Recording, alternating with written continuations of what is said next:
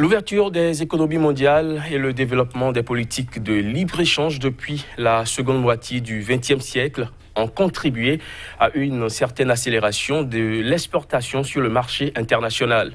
Une mondialisation économique irréversible qui, d'un côté, contribue à la croissance du commerce international et qui, de l'autre, les risques d'instabilité et de marginalisation. Dans un contexte où la concurrence commerciale internationale apparaît impitoyable et les guerres économiques entre puissances font rage, l'Afrique semble à la traîne dans cette mondialisation.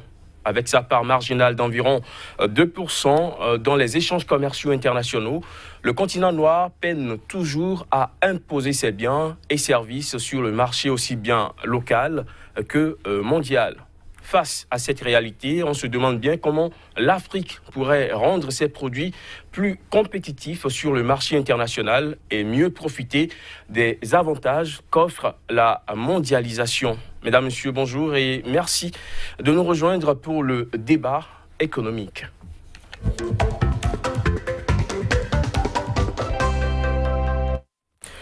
Pour mener cette discussion, j'ai le plaisir d'accueillir Léona Unza. Bonjour. Bonjour. Coach formateur, vous êtes également consultant international en développement stratégique. Merci d'être avec nous. Merci. J'accueille également Mathieu Poiron. Bonjour. Bonjour. Vous êtes expert en développement des entreprises. Bienvenue. Merci.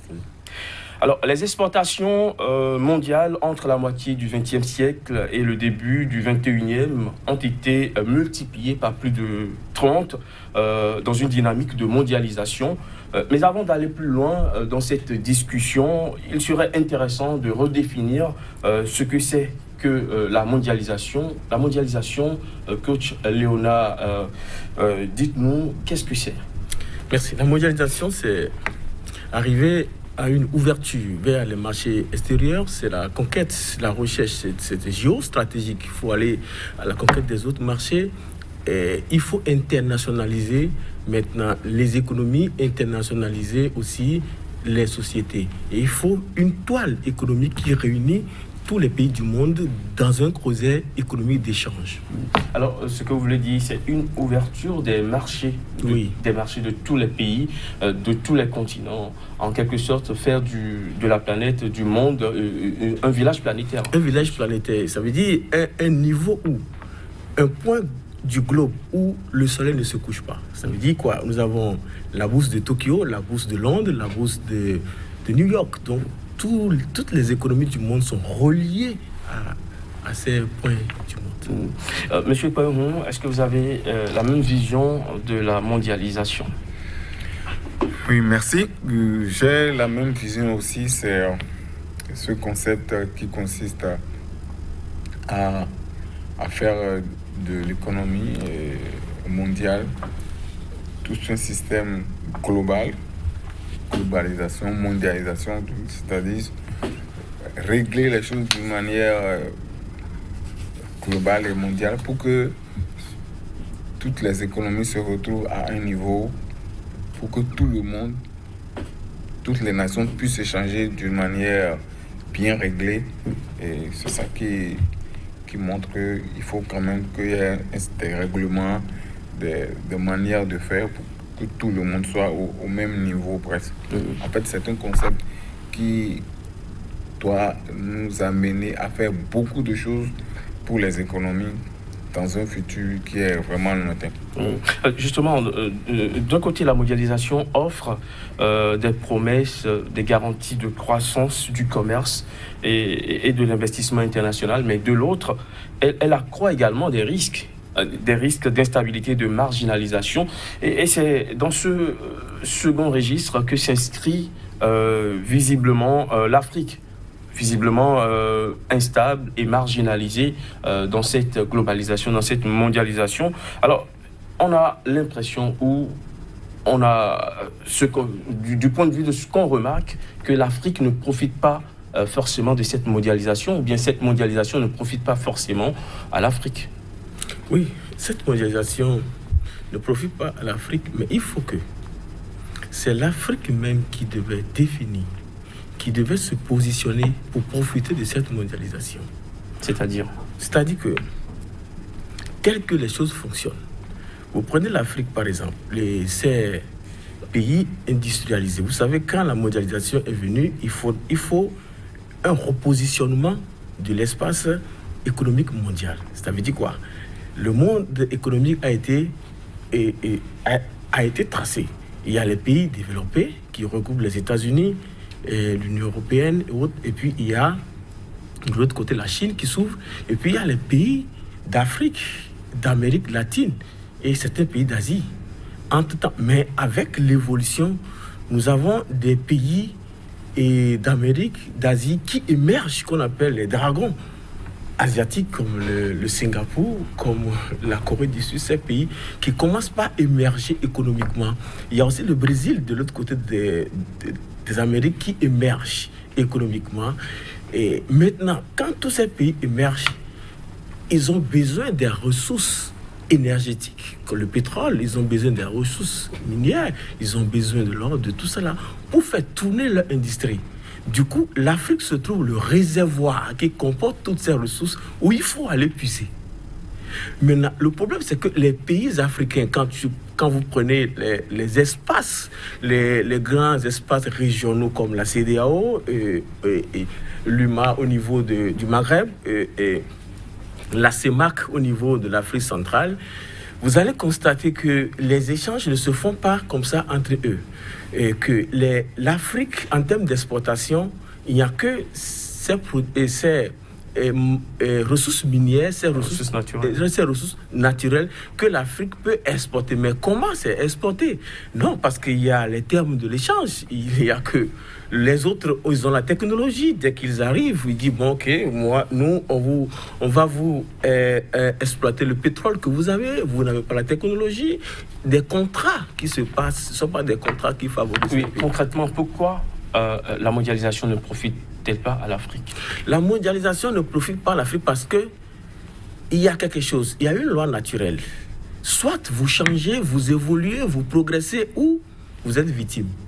Les autres sont dans une dynamique donnée d'évoluer, de progresser, de produire. Mais quand ils produisent, il faut chercher le marché. Et là, comme les Africains, ils ne produisent pas, parce qu'en termes de mondialisation, il y a la production et la consommation. Maintenant, eux, ils ont la production, mais la consommation, c'est nous. Nous, on consomme, mais nous, on ne produit pas. Maintenant, ce qui se passe, c'est qu'il y a beaucoup de verrous qui ne permettent pas. Est-ce qu'on peut dire que l'Afrique ne produit pas? Parce que l'Afrique a des producteurs de cacao, le cacao de la Côte d'Ivoire qui va de l'autre côté, le cacao du Ghana qui va de l'autre côté. L'Afrique produit le thé, beaucoup de production. On ne peut pas dire que l'Afrique ne produit pas. Où concrètement se situe le problème? Il y a d'abord des restrictions au niveau des importations des produits africains vers l'Europe, vers les États-Unis. Il y a des restrictions qui ne permettent pas aux pays africains d'exporter normalement. Maintenant, et là, il n'y a que les ressources minières énergétiques qui sont exportées. Mais là, les termes de l'échange frappent ces pays parce que ces pays n'arrivent pas. Nous allons revenir plus en détail. Monsieur Païrou, cette mondialisation qui ne profite pas à cette Afrique. Oui, c'est vrai. Cette mondialisation ne profite pas pour le moment à l'Afrique. Mais je dirais que c'est parce que les règles de jeu sont fixées par les autres. Je dis les autres, les pays développés. Comme l'a dit mon confrère tout à l'heure, il y a des règlements, des thèmes de l'échange, des restrictions. C'est eux qui fixent les règles du jeu. Ce qui fait que l'Afrique n'ayant pas ne pouvant pas faire son dictat, si nous prenons par exemple le cas des matières premières, la question des bourses, c'est eux qui fixent combien va coûter tel produit, ainsi de suite. Mais cependant, moi je pense que dans ce système, il est nécessaire que l'Afrique, en attendant d'aller dans un truc global, il faut que l'Afrique commence par aller dans un truc régional. Faire vivre ces entités régionales. Par exemple, quand je prends la CEMAC, l'UMOA, la CEDEAO, ainsi de suite, même au niveau les pays de l'Amérique latine aussi, parce que dans cette compétition de mondialisation, ce n'est pas très bien, c'est impossible d'aller seul, pays par pays. Donc, moi je pense qu'à travers les regroupements régionaux, déjà, l'Afrique peut commencer par faire ce que vous voulez dire, c'est que l'Afrique ne profite pas forcément de cette mondialisation parce que nous y allons en rang dispersé. Ah oui, pour moi, pour ce qui se fait actuellement, c'est ça. L'Afrique, il va en rang dispersé. Non seulement il y a déjà même pour le cadre de l'Union européenne par rapport à certaines causes de l'APE, le partenariat économique. L'Afrique n'est pas partie, ne va pas en bloc. Certains pays ont signé, d'autres refusent, et d'autres attendent, ainsi de suite. Donc, il est nécessaire qu'il y ait de bons regroupements, un consensus. Sinon, aller individuellement, ça ne peut pas aller pour l'Afrique. Alors, puisque nous parlons de cette mondialisation, cela suppose d'abord et avant tout une ouverture équitable des marchés au niveau de chaque pays. Mais la triste réalité, c'est que les produits, c'est-à-dire les biens et les services des pays africains peinent toujours à avoir accès au marché européen, au marché africain, au marché asiatique, pendant que le marché africain lui-même est ouvert aux autres et reçoit tout ce qui vient d'ailleurs. Alors, comment peut-on l'expliquer ? La nature aurait du vide.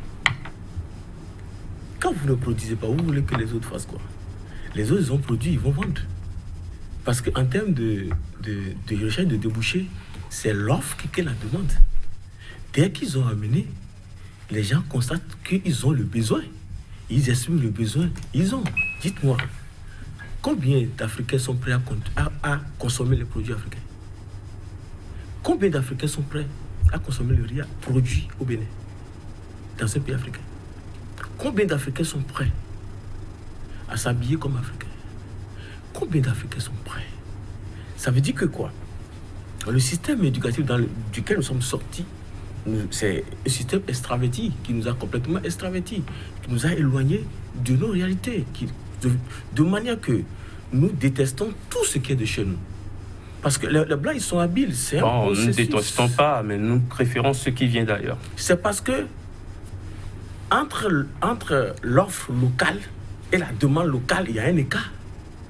L'offre locale est un peu par rapport à la demande. Du fait que, donc, c'est ça, les entreprises sont obligées d'importer pour combler le vide de déficit. C'est ce qui se passe. Donc, beaucoup ne font pas la production. C'est pourquoi. Si nous produisions, le problème ne serait pas là. Par exemple, quelqu'un qui va faire construire un hôtel de luxe. Pour faire fonctionner l'hôtel, la restauration, tout ce qui est préparé dans cet hôtel est importé. Or, s'il y avait des productions au niveau primaire, au niveau de l'agriculture, au niveau du développement agroalimentaire, les hôtels pouvaient s'approvisionner localement et pour faire tourner les hôtels, mais ils sont obligés d'importer. Oui, mais cela n'explique pas forcément pourquoi les produits africains, eux, n'ont pas accès à d'autres marchés, marché européen, marché asiatique, marché américain, parce que c'est une réalité. Vous savez, même si vous le dites, l'Afrique ne produit pas, mais l'Afrique a des produits que l'Afrique peut importer vers d'autres marchés, mais difficile d'accès ces marchés. Les Africains ne peuvent pas d'abord consommer ce que leurs frères ont produit. C'est d'abord ça. Vous voyez, dans la CEDEAO, dans la CEMAC, dans tout ça là, l'Afrique, nous sommes au moins 1 milliard et 2 ou 3 habitants déjà en Afrique.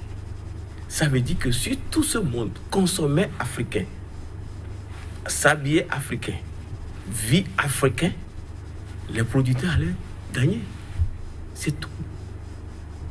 Nous-mêmes, nous sommes d'abord responsables. C'est là le problème. Et il faut d'abord que nous, et en tant que le président Sankara a instauré une tenue locale qu'il faut porter pour aller au service au Burkina. Quand il annonce sa visite, les gens s'habillent dans la tenue locale. Quand il part, il change de tenue. Donc, le problème est mental.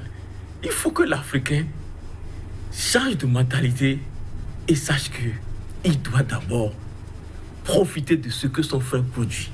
Si les Juifs sont riches, simplement parce que l'argent du Juif passe dans les mains de 18 Juifs avant d'aller dans les mains d'une autre race, nous, Africains, nous ramassons l'argent pour aller directement en Chine. Et ça passe directement dans les mains d'une autre race.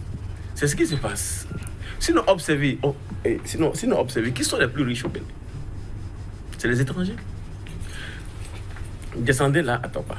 Vous verrez que c'est les Libanais qui ont le tissu ouas et tout ça en main.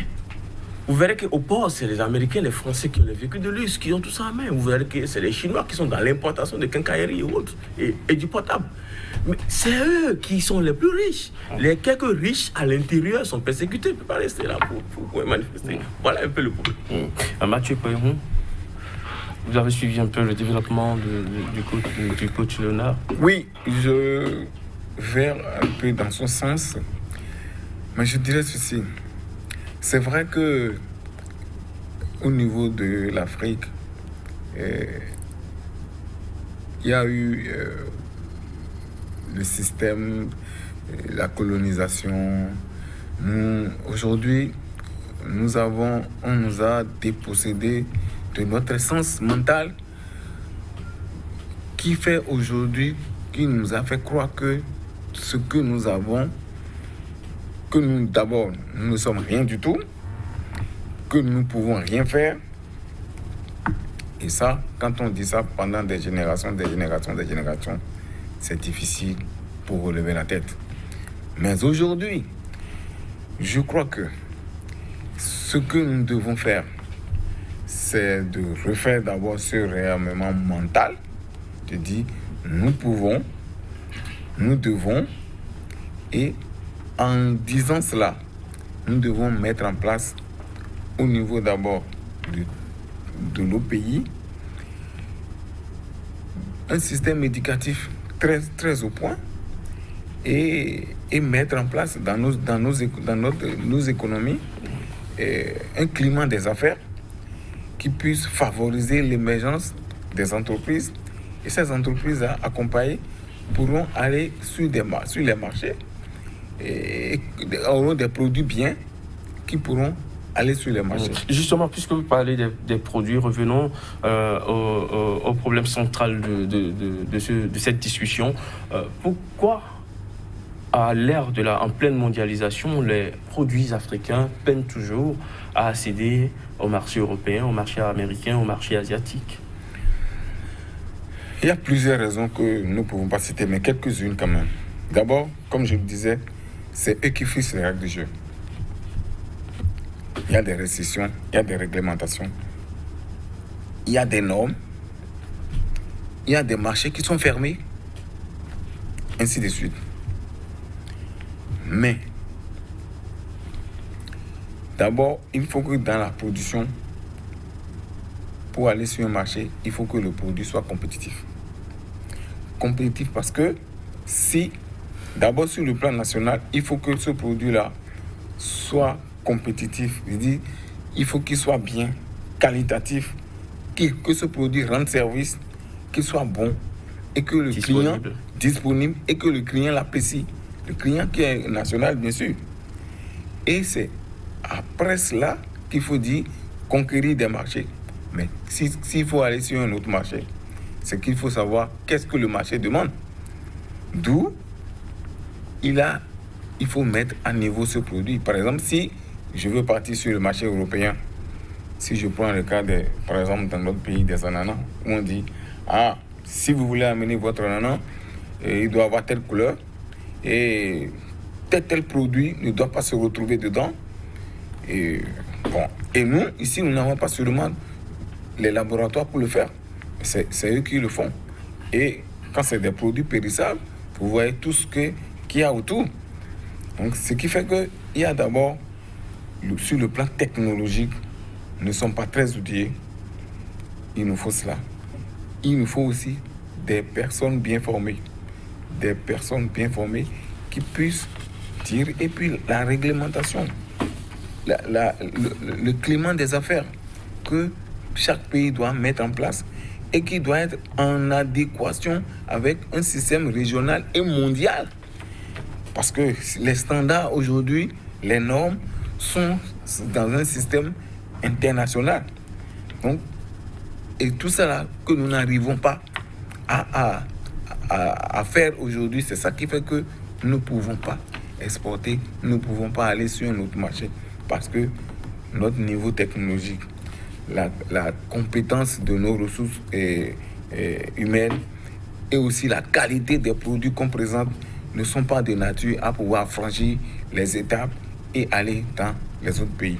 Mais cependant, moi je pense que sur le plan stratégique, l'Afrique ne doit pas se positionner sur les produits des autres. Nous pouvons nous positionner sur d'autres produits que les autres n'ont pas. C'est-à-dire? Par exemple, moi je pense, sur les produits culturels par exemple, il ne faut pas dire qu'on veut concurrencer Samsung à fabriquer un portable. Non. C'est comme ça que nos dirigeants doivent réfléchir aujourd'hui. Au lieu de dire, nous voulons aller sur la mondialisation pour moi, pour les Africains. Et c'est vrai, nous avons les biens et services, mais nous pouvons aussi nous mettre sur des niches de marché sur lesquelles les autres ne peuvent pas nous concurrencer. Et là, et développer cela, réfléchir et comment pouvoir l'exporter, ainsi de suite. Moi, je crois que si nous nous asseyons bien, moi j'ai vu par exemple, je viens d'une région des collines, sur le plan culturel, folklorique, et nous avons des choses que si on a une organisation bien faite des choses, les gens on peut exporter ces genres de danse et avoir des devises et plein de choses. Mais c'est que nous ne devons pas, pour moi, nous ne devons pas nous positionner sur les mêmes produits que les Occidentaux. Parce que d'abord, c'est eux qui fixent les règles de jeu, ce qui est déjà très difficile parce que c'est des positions qu'ils ont déjà acquis et nous ne pouvons plus les déloger. Donc, nous devons chercher dire que nous ne pouvons plus les déloger, c'est pas un peu pessimiste? Non, ce n'est pas, pour moi, ce n'est pas pessimiste parce que eux autres, ils ont toujours les moyens de courir et d'aller. S'ils sont à 200 km, peut-être nous on est à 50. Et ça dit que nous ne pouvons pas aller à 200 km à l'heure? Si, nous pouvons aller à 200 km. Mais ça, c'est dans un autre système de géostratégique et d'économie ou bien d'histoire que je pense que ce n'est pas le thème de notre classe. Alors, le tour de l'Afrique viendra. Alors, ce qui est inquiétant, c'est que vous l'avez souligné en début de ces débats, nous sommes le réservoir du monde. L'énergie brute se trouve en Afrique. Les ressources minières se trouvent en Afrique. Les ressources naturelles se trouvent en Afrique. On était censé être ce continent qui devait être plus à l'aise, mieux loti, en pleine mondialisation. Oui. Et mon confrère a soulevé ces aspects sur lesquels je souhaite revenir, si vous me le permettez. Il a parlé de compétitivité des produits. Qui a dit que nos produits ne sont pas compétitifs? Qui a décidé que nos produits ne sont pas compétitifs? C'est nous-mêmes. C'est nous-mêmes.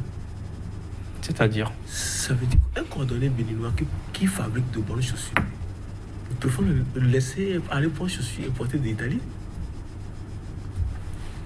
Les membres du gouvernement, ils sont affiliés à des firmes vestimentaires italiennes, européennes, qui les habillent à des coûts de millions. Mais nous avons des couturiers qui chôment aussi, qui n'ont même pas de travail. Voilà ce qui se passe. Nous n'encourageons pas la production locale. C'est nous-mêmes qui décidons que nos produits ne sont pas compétitifs. Les seules limites qui existent sont celles que nous nous fixons nous-mêmes. Nous pouvons dépasser ces limites. Nous dit que nous sommes capables de produire du meilleur. Et c'est du meilleur que nous produisons. Nous communiquons que c'est du meilleur et les gens prennent le meilleur.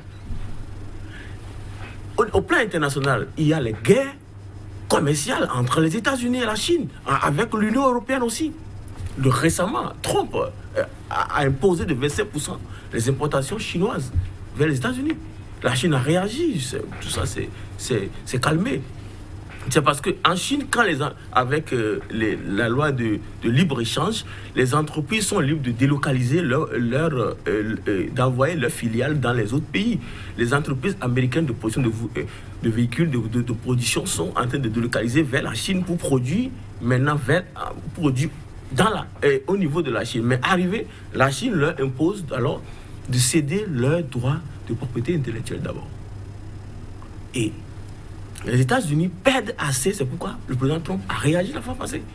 Avec l'Union européenne même, entre eux, il y a des problèmes. Allons-en en fait. Maintenant, il a aussi abordé la question de l'éducation, des formations à l'école. Ça veut dire que nos produits ne peuvent pas être compétitifs dans la mesure où, en formation, M. Capri, vous descendez dans les écoles les plus reculées du Bénin.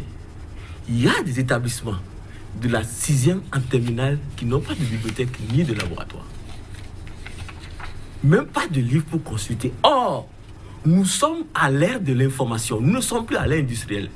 Nous sommes à l'ère de l'information. Quand vous avez l'information en temps réel, vous l'utilisez, vous devenez riche. Nous n'avons pas les documents actuels qui sortent. Même les universités, les bibliothèques sont vides. Donc, du coup, nous poursuivons les diplômes au lieu de la formation. Ça, c'est un handicap. Maintenant, les dirigeants aussi ne veulent pas se mettre ensemble. Ça, c'est réel. Ouais, quand on va à l'école, on nous dit réussis seul. Compose, réussis, sois intelligent, toi seul, réussis seul. Mais dans la vie réelle, vous ne pouvez pas réussir seul. Il faut avec les autres. Il faut des regroupements. Il faut se mettre ensemble pour réussir. C'est là les dirigeants sont égoïstes, sont égocentristes. Chacun s'appuie sur ses relations avec l'Union européenne, avec la France, avec les États-Unis. Et chacun veut se faire une image. Ce qui fait que ça ne marche pas. Vous imaginez qu'il n'y a pas les échanges entre les grands ensembles comme la CEDEAO, la CEMAC et tout ça. C'est maigre. Avec l'UMA au niveau de l'Union Maghreb, c'est maigre. C'est très maigre entre les grands rassemblements, les grands regroupements africains. Ça, c'est maigre. Alors, c'est cette question qu'il faut résoudre d'abord avant d'aller vers les autres. Les autres, ils ont une population à nourrir. Maintenant, nous, on est là, on ne fait rien. Les autres viennent nourrir nos populations. Vous ne pouvez pas dire qu'on ne fait rien. On fait quelque chose. Mais l'offre locale est maigre par rapport à la demande locale. Ouais, les spaghettis qu'ils ont dans les cafétérias, mais c'est pas au Bénin. Donc, vous voyez tout ça. Alors, ne perdons pas de vue un fait, puisque, recentrons le débat, nous étions en train de parler de la mondialisation et des échanges commerciaux. Ne perdons pas de vue le fait que les pays africains ont du mal à respecter les normes internationales de qualité et de sécurité sanitaire en vigueur. Vous l'avez expliqué tout à l'heure, nous n'avons pas de ces laboratoires, nous n'avons pas de ces techniques, nous n'avons pas de ces technologies pour nous permettre de nous positionner.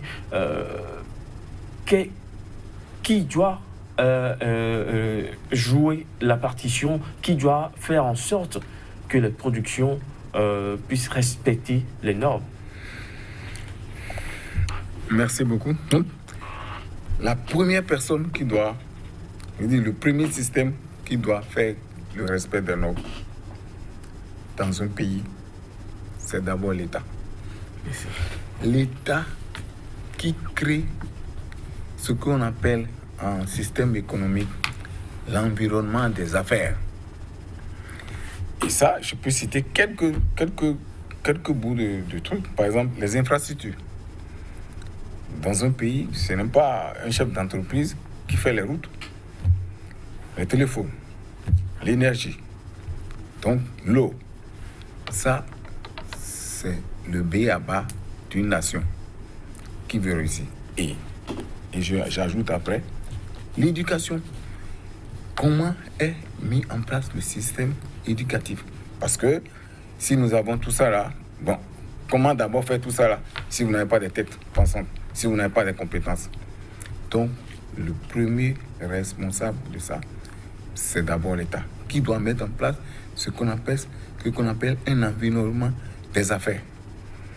Maintenant, on va à l'entreprise. Celui qui crée l'entreprise, il doit avoir un bon process de fabrication. D'abord, de bons techniciens, de bons managers qui puissent mettre une vision, une stratégie dans l'entreprise pour dire aujourd'hui, notre entreprise, nous nous positionnons sur tel marché parce que nous voulons exporter aux États-Unis. À vous entendre parler, on a comme l'impression que l'Afrique a plus un problème de capital humain. Oui, c'est l'essence même du développement de tout un pays. C'est le capital humain. Et ce capital humain a été détruit, a été, je peux dire, vidé de son essence. Et il faut tout faire pour lui donner renaissance. Parce qu'on a montré dans tous les... Parce que c'est les Européens ou les Blancs, c'est eux qui ont fait l'histoire. Et qui font encore l'histoire jusqu'à présent, ont montré, et par tous les moyens que nous n'avons pas ci, nous n'avons pas ci, nous n'avons pas ci. Le peu que nous avons, ils l'ont détruit, ou ils l'ont volé, et ils l'ont anéanti. Parce que l'Africain est intelligent, mais aujourd'hui, ce qu'on nous a fait croire partout, c'est qu'il n'est pas intelligent, il ne peut pas faire ci, il ne peut pas faire ça. Donc, et je reviens à l'entreprise pour dire, donc les compétences dans une entreprise sont importantes. Et ça, après ça, il faut qu'il y ait la compétence, il faut qu'il y ait la technologie. La technologie maintenant, cette technologie, il a fait quoi? Il doit respecter un process, un système de fabrication que nous appelons technologie, qui sont des normes. Vous avez vu aujourd'hui comment, si vous prenez votre portable, votre Android, vous allez dans la maison à côté, vous pouvez et en même temps le charger. Pourquoi? Parce qu'on a mis un système, on a mis en place des normes pour dire désormais les trous des Android là, voilà comme ça nous devons les fabriquer pour que celui soit créé au Togo, au Niger ou bien aux États-Unis. Donc ça, c'est une normalisation. C'est un standard qui est international. D'où il faut avoir une technique pour pouvoir résolver. Donc après cela, l'entreprise se propose maintenant pour dire je vais sur le marché. Mais sur le marché est normalisé. Et ça, les normes sont dans un système international mondial. D'où, si nous n'arrivons pas à aller sur ce marché-là, il faut que toute cette partie-là soit référencée, remplie et bien faite pour que le consommateur que nous sommes à la fin, nous pouvons dire voilà, ceci est bien. Tout à l'heure, mon confrère a dit ceci, a dit que notre production en fait n'est pas trop suffisante, n'est pas insuffisante, mais elle n'est pas trop qualitative. Ça, elle n'est pas qualitative parce que si je dis, je veux acheter telle chose, par exemple, je dis au Bénin, je vais acheter par exemple un jus de ceci, et que ce jus-là, je le prends, et demain, j'ai une diarrhée, là, je ne viendrai plus le prendre.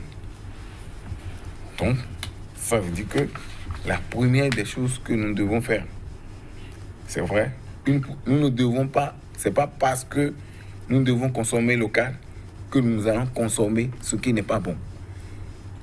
D'où la question des normes. Parce que ça, c'est les normes qui font ça. Si vous voulez faire ci, voilà comme ça il faut faire. Et dès que vous le respectez, vous avez le résultat qu'il faut par rapport à cela. Donc, nous avons un problème de normes depuis des années, mais nous savons tous ce qu'il faut faire, mais on a l'impression qu'on ne le fait pas. Il a parlé des normes, de que nos produits ne sont pas qualitatifs. En réalité, les produits qui viennent de là-bas, qui contrôlent les normes, tout ce qui se trouve dans le marché aujourd'hui, qui contrôle les normes? Comment ces produits sont fabriqués de là-bas et qui arrivent ici? Nous ne savons pas. Et le même spaghetti qui est à Cotonou, ce n'est pas le même spaghetti qui est à Paris. Ce n'est pas la qualité. Ce n'est pas paracétamol qui est à Cotonou qui est à Paris. Je ne vous dis pas long. Vous savez ce que je veux dire. ce qui vient de là-bas pour les Africains, ce n'est pas ce qui est utilisé chez eux. Ce que vous voulez dire, c'est que les règles ne sont pas équitables. Non, c'est que nous là, est-ce que ceux-là ne nous voient pas comme des êtres humains? Ce que vous voulez dire, c'est que les règles ne sont pas équitables. Oui, les règles ne sont pas équitables, oui, mais je retourne pour dire, une prise de conscience de chaque Africain suffit pour faire contrebalancer tout. Si nous consommions africains, nous n'allons pas prendre ce qui vient de chez eux. C'est tout. C'est tout ce qui se passe. Vous imaginez quelqu'un qui a simple palu ne peut pas prendre, je ne sais pas, l'effusion de tisane qui peut faire pour guérir ça directement à ces pharmacies. Voilà tout ce qui se passe avec nous. Donc, il est revenu sur le système éducatif assez, le capital humain. Avec la mondialisation, avec le système de délocalisation vers les pays où la main-d'œuvre est moins qualifiée, moins formée, profite maintenant aux multinationales qui les exploitent à moindre coût. Pas pour les payer sur le standard international, parce que les contrats sont des contrats individuels qu'ils établissent avec nos nationaux. Ils se font beaucoup d'argent et ils repartent chez nous. Alors, ouverture de marché des pays industrialisés aux Africains, le problème se pose. Pas forcément dans les deux sens, comme vous l'avez souligné, les produits qui viennent de là-bas viennent librement sur le marché africain. Ce n'est pas le cas dans le sens opposé, oui, mais quelle doit être la partition des pays africains pour également commencer par s'affirmer, surmonter ces barrières, aussi bien tarifaires que non tarifaires? Voilà, c'est bien posé comme truc, les barrières tarifaires et non tarifaires. Voilà, donc eux-mêmes, ils ont compris à un moment donné que s'ils ouvrent les choses de cette façon, il y aura des difficultés. Et c'est pourquoi ils ont mis en place des investissements dans certains pays. Je ne prends pas le cas le plus c'est au niveau de l'accord de partenariat économique qu'ils font avec l'Afrique. C'est eux qui disent aujourd'hui, avant que nous ouvrons toutes ces trucs, vous devez faire ci, vous devez faire ci, vous devez faire ci, vous devez faire ci. D'où, il y a, pour les Africains, ils sont en train de faire un programme maintenant, un programme de restructuration et de mise à niveau des entreprises. Et ça, c'est un programme qui a été fait au niveau du Portugal, au niveau des pays de l'Est, quand ils ont voulu rentrer dans l'Union européenne. C'est pour dire quoi? C'est pour dire que, n'étant pas du même niveau, si nous ouvrons les frontières comme ils le veulent, c'est sûrement les produits, c'est les autres produits qui vont nous envahir. Et quand nous regardons ce qui se passe, je prends le cas d'un pays, d'un produit qui est le nôtre ici. Quand on prend les noix de cajou, les gens prennent le noix de cajou ici, vont l'amener à des dizaines de milliers de kilomètres, les ramènent dans notre pays et nos entreprises qui sont sur place fabriquent des noix aussi, mais ces noix ramenées des autres pays sont moins chères et compétitifs. La raison est très simple. Vous avez vu, le transport est là et tout ça, la technologie. Donc, il y a une question de niveau technologique qu'on ne peut pas refuser. Mais la question des barrières, c'est normal. Parce que, comme il a dit, moi je pense, si moi, dans un système, j'ai une position X, je ne vais jamais vouloir quitter cette position de mon gré. Mais il faut que je sois bousculé. Et c'est ça, aujourd'hui, que fait la Chine. C'est ça que les pays africains doivent faire. Il dit bousculer l'ordre, mais dans des conditions normatives, de standards, que les gens ne pourront pas refuser. Parce que quand on parle de barrières tarifaires, non tarifaires, c'est juste pour dire Vous ne pouvez pas venir ici tant que vous n'aurez pas fait ça. Et pour faire ceci, il vous faut de la technique. Et c'est eux qui ont la technique, c'est eux qui ont la science pour le moment. D'où nous devons tout faire. Comme au fond les pays de l'Asie, chercher la science. Et la première des choses, c'est de faire notre réarmement mental pour dire nous pouvons faire beaucoup de choses. Nous pouvons évoluer. Alors, la partition des Africains eux-mêmes pour se faire une place au soleil sous cette mondialisation. Moi, je vais d'abord demander aux dirigeants de cesser de chercher à évoluer seuls. La mondialisation, mettez-vous ensemble pour aller à la prospérité ou périssez. Ouais, ils sont dans une dynamique où je vais réussir seul. C'est ça qui joue contre eux. S'il y avait réellement l'entente entre les chefs d'État, je suis sûr que les choses iraient mieux. Mais chacun veut évoluer, chacun joue ses relations. Mais il ne faut pas oublier la présence de la métropole à tous les niveaux. Il y a comme une crise de l'État au niveau de l'Afrique. Des pays qui sont déchirés par la guerre, les conflits entre le pouvoir et l'opposition. Mais ces systèmes ne peuvent pas permettre à un pays... Je prends par exemple le Bénin. Le Ghana est déjà sur la route. Le président ghanéen a refusé au président français l'aide étrangère. De la même façon, le président ghanéen initie des rencontres périodiques avec les anciens chefs d'État. Rollis, Dramani, ils se rencontrent et il y a un cerveau collectif et chacun met ses relations en branle pour que le Ghana émerge. Par exemple, je prends le Bénin. Si, avec une vision prospective de que le Bénin sera ceci en 2040, en 2050, et qu'on réunissait toute l'intelligentsia, les anciens chefs d'État, les hommes d'affaires, et tous se réunissent à une même table. Chacun apporte de ses relations et je crois que le Bénin irait de mieux. Mais quand nous sommes toujours dans la dynamique d'attaque-réplique, on chasse l'autre, on veut réussir. Nelson Mandela, il a fait 27 ans de prison. À la sortie, il a pardonné. Même les gens qui l'ont fait souffrir, il les a mis dans son cabinet. Parce que sa vision est de frère d'une Afrique du Sud démocratique, débarrassée de l'apartheid. Sa vision, il a dit que ce n'est pas quand il voit ses ennemis, il n'est pas terrifié. Non, mais que sa vision est plus importante que la vengeance.